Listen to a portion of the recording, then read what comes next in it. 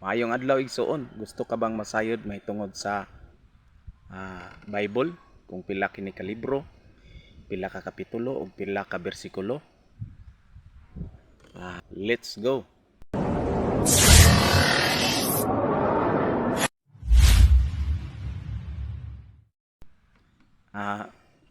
Ang Bible aduna kini 66 ka libro ug aduna pud kini kapitulo nga 1189. Adunay 39 ka Old Testament ug 27 ka New Testament. Ug ang bersikulo ni ani 31,102 ug ang New Testament ani 7,957 ug ang Old Testament 23,145. O ang shortest chapter in the Bible is Psalms 117 ug ang longest chapter in the Bible Psalms 119. So naa sila gisalangan ang Psalms 118 tungod kay kini mao pinakasentro sa nga kapitulo sa Bible.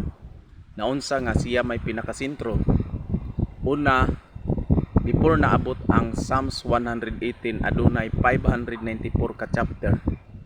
O human pod niya paingon na pod sa Revelation adunay 594 ka chapter. Kung imo siyang i-plus 594 plus 594 mo equal kini og 1,188. O kung atong makita dinha usab nato makuha ang pinakasentro nga verse sa Bible nga mao ang Psalms 118 verse 8 nga nagaingon, "It is better to take refuge in the Lord than to trust in man."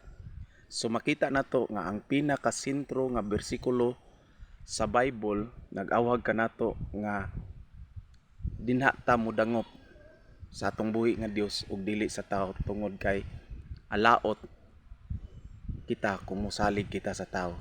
So kana lang.